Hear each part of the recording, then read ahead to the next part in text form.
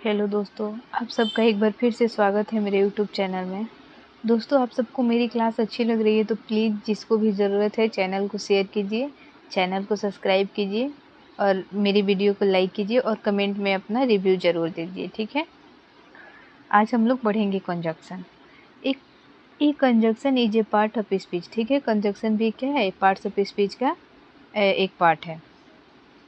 अब देखिए, conjunction is A parts of speech use for connect word, phrase और close. ये कब यूज होता है, जब वर्ड को, फ्रेज को और क्लॉज को कनेक्ट करना रहता है तब। Together to form structurally sound sentence, they act as a grammatical glue helping reduce repetition and improve the sentence flow. देखिए,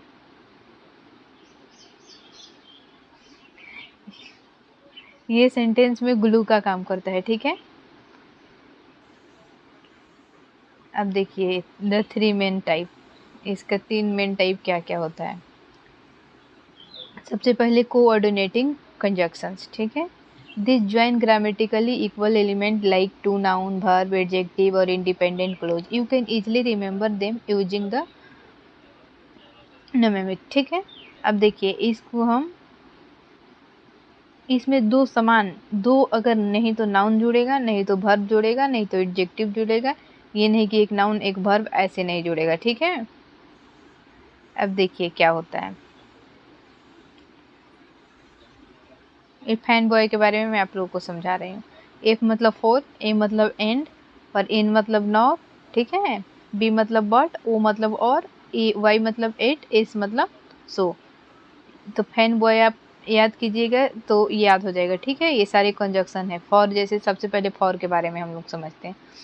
फॉर एक्सप्लेन ए रीजन और पर्पस, ये रीजन और पर्पस को एक्सप्लेन करता है। जैसे he drank water for he was thirsty, वह पानी पिया क्यों, किस लिए, वो क्या था, प्यासा था। एंड देखिए, connect to non contrasting idea, जैसे I like coffee and tea, दो चीज को कनेक्ट करने के लिए एंड का यूज होता है। जैसे coffee and T, I like coffee और टी, मतलब मैं कॉफी और टी दोनों ही पसंद करता हूँ। Nor adds a second negative idea, ये निगेटिव आइडिया को ऐड करने के लिए करते हैं। जैसे she does not eat meat nor does she eat fish, वो ना ही मीट खाता है और ना ही फिश खाता है।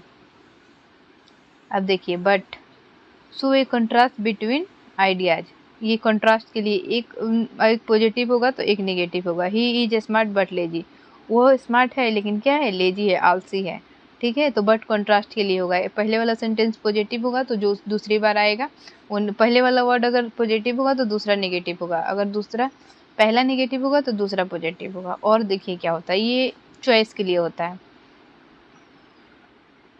पेरेंट्स ए चॉइस, हाँ देखिए, चॉइस और alternative. Do you want T और कॉफ़ी, मतलब आप क्या पसंद करते हैं, चाय या कॉफ़ी, तो ये किसके लिए होता है, चॉइस के लिए होता है। 8 देखिए, अनएक्सपेक्टेड कॉन्ट्रास्ट, ये अनएक्सपेक्टेड कॉन्ट्रास्ट को प्रेजेंट करता है, ठीक है। जैसे it was raining it they played outside, अब क्या हो रही है, बारिश हो रही है लेकिन हम लोग फिर भी कहाँ खेल रहे हैं, आउटसाइड में खेलते हैं, खेलें। अब देखिए, सो ए रिजल्ट और कॉन्सिक्वेंस, ये रिजल्ट को शो करता है। It was late so we left, मैं लेट हो गया इसलिए क्या हुआ, छोड़ना पड़ा। अब देखिए, सबऑर्डिनेटिंग कंजक्शन क्या होता है। This conjunction connect an independent clause to depend clause establish a relation of time clause और कंडीशन। अभी देखिए, ये किसके लिए, एक मिनट, ये देखिए टाइम और कंडीशन को शो करता है। जैसे before, after, until, while, since, as, soon as. Before मतलब पहले, आफ्टर मतलब बाद में, ऐसे ही ये यूज होगा। आगे हम सेंटेंस में बता रहे हैं कैसे होगा। कॉज या इफेक्ट में बिकॉज का, सिंस का, एज का, सो का, दैट का यूज होगा, क्या शो कराने के लिए, कॉज और effect.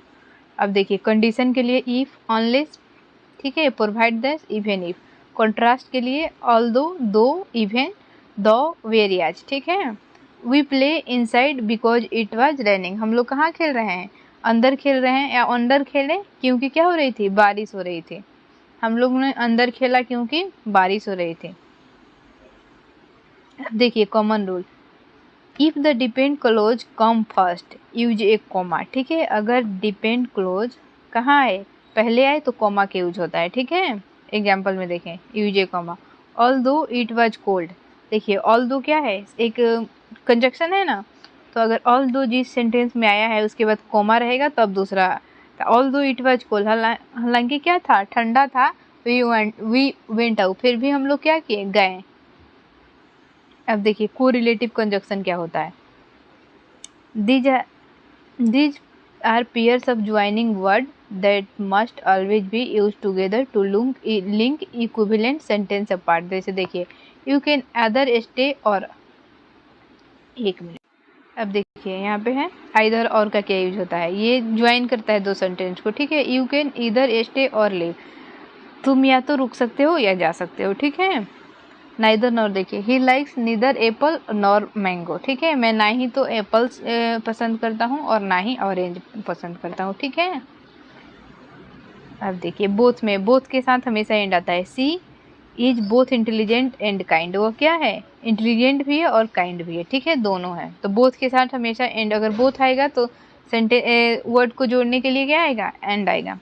Not only but also, देखिए ये क्या होता है, he is not only cook dinner but also washes dish, वो सिर्फ डिनर ही नहीं बनाती है, वो क्या करती है, बर्तन भी धुल देती है, ठीक है। ये अब देखिए कुछ पैरेलल स्ट्रक्चर, ये क्या होता है। अब देखिए वर्ड्स ज्वाइंड बाई को रिलेटिव और coordinating conjunction must be the same part of speech, ठीक है। अब देखिए he is smart and a athlete, इसमें क्या है, एक एडजेक्टिव है और एक नाउन है। इसमें स्मार्ट क्या है, एक एडजेक्टिव है और एक एथलीट क्या है, नाउन है। तो ये ऐसे क्या हो जाएगा, इनकरेक्ट हो जाएगा, क्योंकि दो नहीं तो एडजेक्टिव आएगा, नहीं तो दो नाउन आएगा, ठीक है।